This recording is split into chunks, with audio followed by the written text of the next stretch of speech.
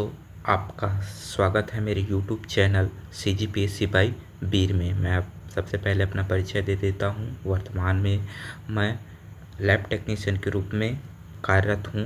तो मुझे शिक्षक की परीक्षा पद्धति के बारे में अच्छी खासी अनुभव है। उस अनुभव को मैं आने वाले वीडियो के साथ शेयर करूंगा। आप बने रहिए। मैं आपकी पूरी तैयारी इस YouTube चैनल के माध्यम से कराऊंगा। चलिए तो हम शुरू करते हैं इस तैयारी की इस मुहिम को। आपका सबसे पहला क्वेश्चन है, विकास का सबसे उपयुक्त अर्थ क्या है?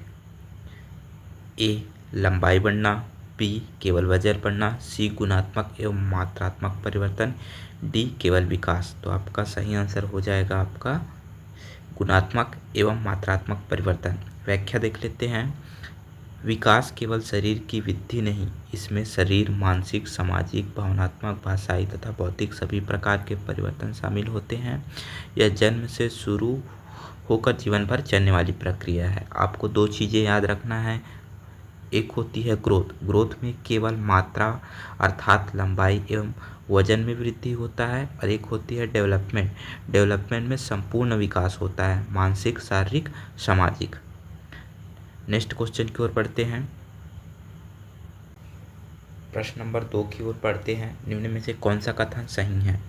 वृद्धि केवल मात्रात्मक परिवर्तन है, विकास केवल शारीरिक परिवर्तन है, सी वृद्धि और विकास समान है, डी विकास केवल जन्म का तक होता है।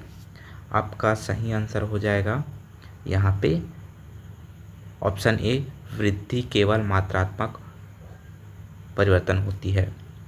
यहाँ पे हम वृद्धि एवं विकास दोनों चीज़ों को देख लेते हैं। वृद्धि है क्या होती है? मात्रात्मक परिवर्तन होता है लंबाई, वजन, आकार आदि में, और विकास के अंतर्गत गुणात्मक एवं मात्रात्मक परिवर्तन आते हैं, शारीरिक, मानसिक, सामाजिक, भावनात्मक। देख लेते हैं। वृद्धि में केवल शरीर की लंबाई, वजन, छाती, घेरा बढ़ती है, इसे मात्रात्मक परिवर्तन करते हैं, जबकि विकास में शरीर के साथ साथ मानसिक, सामाजिक, भाषाई एवं बौद्धिक क्षमताओं में परिवर्तन होता है। नेक्स्ट क्वेश्चन देखते हैं।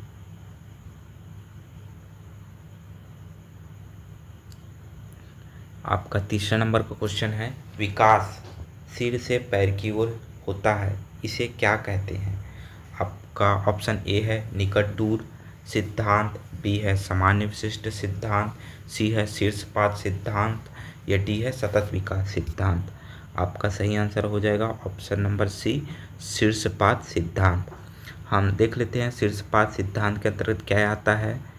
शीर्षपात सिद्धांत के अंतर्गत सिर, पहले बच्चा सिर से नियंत्रित करना सीखता है, उसके बाद गर्दन एवं धड़, सिर और धड़ और नियंत्रण विकसित होता है, उसके बाद हाथ, इसके बाद हाथों में नियंत्रण विकसित होता है, उसके बाद पैर, अंत में पैरों को चलाना सीखता है। अर्थात विकास की दिशा सिर से पैर की ओर होती है। क्वेश्चन नंबर 4, बच्चे के विकास को सबसे अधिक कौन प्रभावित करता है? ए वंशानुक्रम, बी केवल वातावरण, सी वंशानुक्रम एवं वातावरण दोनों, डी इनमें से कोई नहीं। आपका सही आंसर हो जाएगा ऑप्शन सी, वंशानुक्रम एवं वातावरण। क्वेश्चन नंबर 5, बाल विकास के लिए निम्नलिखित में से सबसे महत्वपूर्ण कारक कौन सा है? आपका ऑप्शन ए है आनुवंशिकता, बी है पर्यावरण, सी है आनुवंशिकता एवं पर्यावरण दोनों, डी है शिक्षक। तो आपका सही आंसर हो जाएगा ऑप्शन आनुवंशिकता एवं पर्यावरण दोनों। एक्सप्लेन देख लेते हैं। आनुवंशिकता, बच्चे व माता पिता के मिलने वाले शारीरिक बनावट, बुद्धि, क्षमता, स्वभाव, रुचि आदि आनुवंशिक द्वारा प्राप्त होते हैं। पर्यावरण, परिवार, समाज, संस्कृति, पोषण, साथियों का प्रभाव आदि बच्चों का विकास कर देते हैं। दोनों कारक परस्पर बच्चों के विकास में सर्वांगीण विकास। क्वेश्चन देख लेते हैं। आपका क्वेश्चन नंबर 6 है, बाल विकास की प्रक्रिया किस अवस्था से प्रारंभ होकर जीवन पर्यंत चलती है? आपका ऑप्शन ए है शैशवावस्था से, बी है किशोरावस्था से, सी है गर्भावस्था से, डी है जन्म के बाद से। आपका सही आंसर हो जाएगा सी, गर्भावस्था से। एक्सप्लेन देख लेते हैं। बाल विकास की प्रक्रिया जन्म से मृत्यु तक निरंतर चलती है। ए पहला गर्भावस्था होता है, गर्भ से जन्म तक। उसके बाद दूसरा है शिशुअवस्था, जन्म से 2 वर्ष तक का समय आता है।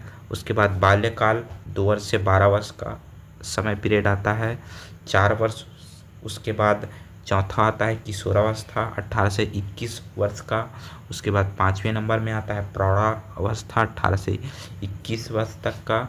उसके बाद आता है वृद्धावस्था।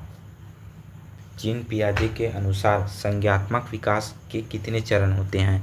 ए 3 चरण, बी 4 चरण, सी 5 चरण, डी 6 चरण। आपका सही आंसर हो जाएगा बी 4 चरण।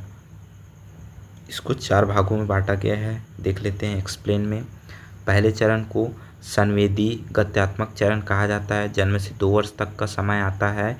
इसमें बच्चा इंद्रियों और क्रियाओं के माध्यम से संसार को समझता है। दूसरा है वो पूर्ण संक्रियात्मक चरण कहलाता है, 2 से 7 वर्ष तक का समय इसके अंतर्गत आता है। इसमें बच्चा भाषा का प्रयोग करना शुरू करता है, लेकिन तार्किक चिंतन सीमित होती है। तीसरा आता है आपका ठोस संक्रियात्मक चरण। इसके अंतर्गत बच्चा ठोस वस्तुओं के संदर्भ में तार्किक सोच विकसित करता है। चौथा है वो आपका आता है औपचारिक संक्रियात्मक चरण। 11 वर्ष से आगे का जो समय पीरियड इसके अंतर्गत आता है, इसके अंतर्गत बच्चा अमूर्त विचार, कल्पनाओं और समस्याओं का तार्किक समाधान करने लगता है। नेक्स्ट क्वेश्चन देखते हैं।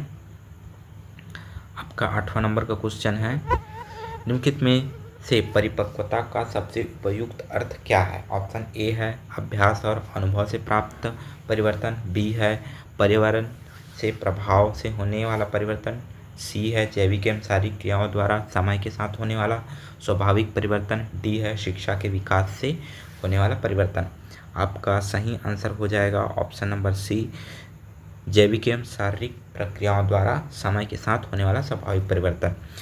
नंबर 9, निम्नलिखित में से संज्ञानात्मक विकास को प्रभावित करने वाले मुख्य कारक कौन से हैं? ए केवल अनुवांशिकता, बी केवल वातावरण, सी अनुवांशिकता, वातावरण, परिपक्वता एवं अनुभव सभी, डी केवल परिपक्वता। तो आपका सही आंसर हो जाएगा ऑप्शन नंबर सी, अनुवांशिकता, वातावरण, परिपक्वता एवं अनुभव। व्याख्या नाम कौन कौन से है? ए शारीरिक मानसिक सामाजिक, बी मानसिक शारीरिक भावनात्मक सामाजिक, सी शारीरिक बौद्धिक आर्थिक सामाजिक, डी सामाजिक बौद्धिक नैतिक आध्यात्मिक। आपका सही आंसर हो जाएगा आपका बी शारीरिक मानसिक भावनात्मक सामाजिक।